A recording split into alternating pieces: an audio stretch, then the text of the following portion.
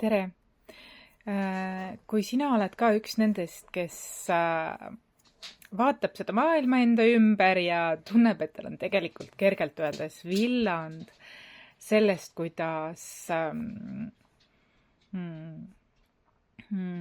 ollakse kollektiivis suurelt jaolt võib-olla mitte lojaalne, mitte integreeritud, väga pealiskaudne. See, mis kutsutakse sõpruseks, ei ole seda sugugi. Suhted ja nii edasi, kõik on väga pealiskaudsed, ei ole integratsioonitööd tehtud, ei ole sellist maandatust, ei ole tasakaalu tegelikult, on väga palju sellist manipulatsiooni või draamat ja lihtsalt tühi-tähi ja klatsi ja nii edasi ja kadedust, mitte teineteise üle rõõmu tundmast, saavutuste üle rõõmu tundmast ja nii edasi. Ja kui ka sina oled üks nendest, et sul on tegelikult villand sellest üldpildist, siis tea seda, et midagi ei ole sinus valesti. See näitab seda, et sina ise oled teinud mingit integratsioonitööd ja sinu, kuidas öelda, standardid on tõusnud või sinu maailmavaade või vaatenurk elule on tõusnud. Sa oled mingis vallas küpsenud ja sa justkui nagu soovid seeläbi, et sa oled iseenda sees seda küpsemistööd teinud, sa soovid ka oma elus niisuguse nagu suhtlusringi või tutvuste ringi ka nagu vähendada, aga seevõrd kvaliteetsemaks, hoida seda kvaliteetsena, tõelisena, autentsena. Ja sa oled ennast väärtustama rohkem hakanud, sa armastad ennast, sinus ei ole midagi valesti. Pigem on see nii, et sa oled teinud inventuuri ja kui sina oled seda enda sees teinud, mida ma märkan praeguse seisuga, et sa oled, et sinus on selline maailmavaateline muutus, küpsus, siis sa automaatselt hakkad ka magnetiseerima mitte küll uksest ja aknast, kui sa hakkad magnetiseerima küll vähem, aga selliseid inimesi, nagu oled sina. Sellised, kes näevad maailma niimoodi, kellel on omad sarnased väärtused, eesmärgid, samamoodi ei püüa kõigile meeldida, vaid vastupidi, on nii obsessed endaga, enda elu loomisega ja asjadega. Ja niisugune teadlikum eluviis või valikute tegemine. Et niimoodi sa magnetiseerid ka enda ellu selliseid. Minu jaoks noor kuu, mis nüüd on kaksikutest vähki, ka väga kõnekalt see aeg on, kollektiivselt väga paljud on sellised, kes ärkavad sellele, et oota, aga see pole üldse mingi sõprus või et see ei rahulda mind selline varasem eluviis või suhted või isegi sündmused või mingid sellised, et selline nagu mingid mustrid hakkad täiesti lagunema, mis varem sa mõtlesid, et täiesti okei, siis nüüd see enam üldse ei kõneta sind. Et see on normaalne, kollektiivselt väga paljud hakkavad niimoodi. Ja see on kvaliteedi tõus sinus endas ja ka arvatavasti ühisväljas. Ja niimoodi sa magnetiseerid ka endale sellise, kui sinu sees siseliit niimoodi tasakaalustub või küpseb, siis tegelikult sa magnetiseerid ka oma ellu selliseid inimesi.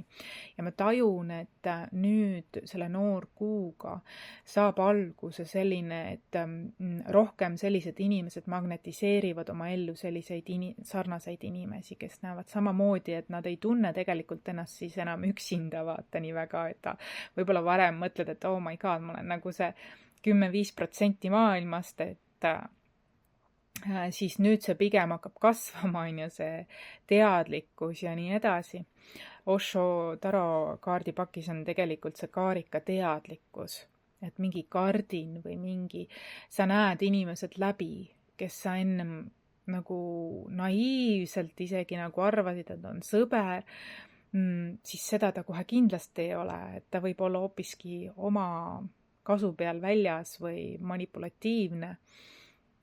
või mida sa näed läbi need maskid täiesti, nagu maskid langevad täiesti. Ja seda kuni aasta lõpuni on eriti intensiivne selline nagu veel protsess kestab, kuid väga paljud on leidnud iseenda. Ja see on suur väärtus. Ja sa hakkad magnetiseerima ka paari suhteid selliseid, kellel on integratsioon tehtud, kes on küpsenud. Ja ma ei räägi siin vanusest. Vanus ei ole siin oluline. Mentaliteet on oluline. Selline kasv on oluline. Küpsus, hingeline küpsus. Ja integratsioon on rohkem ei taheta nii väga selline nagu pilla-palla suhteid, vaid on nagu lojaalsus, eks ju, pühendumine, ühised väärtused, et nagu tõmmatakse oma fookust täiesti ainult olulisele. Nii inimestes kui ka eesmärkides ja kõigel, et nagu lõigatakse ära kõik virvarr, tühi kargamine, nagu näiteks ma pole juba ammu televiisorit vaadanud, kui päris aus olla. Ja kas ma igatsen seda? Absoluutselt mitte, mul on nii põnev olnud. Ja seda ma tahangi öelda, ma siin praegu olen maal huskide hoidja ja nad on toredad. Nad on nii toredad. Nad oskavad rõõmu tunda niisugused lihtsatest asjadest ja see on nakatav. Ja tahan öelda, et väga paljudel võib olla nii, et selle aasta lõpuni nad võivad leida ka paari suhtes või enda sõprussuhtes selliseid inimesi, nagu sina, milleks sina oled kasvanud. Ja ma tahan sulle öelda, et ma olen väga uhke sinu üle, sellepärast, et ainult julged, tugevad ja vastupidavad suudavad elu virvarris, kui kõik teised liiguvad trendidega kaasa, jääda ikkagi enda stiilile, enda väärtustele kindlaks ja see on ilus. See on mega ilus. Ja see on kvaliteedimärk. Ja see on tore hoida ühte niimoodi. Ja ma tunnen, et midagi väga suurt on toimumas nende inimeste elus. Midagi on mingi sündimas midagi, kas koostööprojekt, kas midagi ilusat on nagu sündimas, midagi nagu on kasvamas ja see lööb õitsele, sellepärast, et teie fookus on paigas. Jah, ma räägin ka, et see lojaalsus või integratsioon, ehk siis enda sisetöö, eks ju, sisevaatlus, tasakaalustamine, eks ju, autentsus, ma näen, et see kõik on pühendumine ja fookus. Et see on nagu niisugune suur märksõna, küpsuse märk. Ja nii nagu sina oled, nii ka sa tõmbad oma ellu. Ja kuna see on rariteet, see on defitsiit, siis on väga tähtis hoida seda ja kasvatada seda ja kaitsta seda. See on ilus.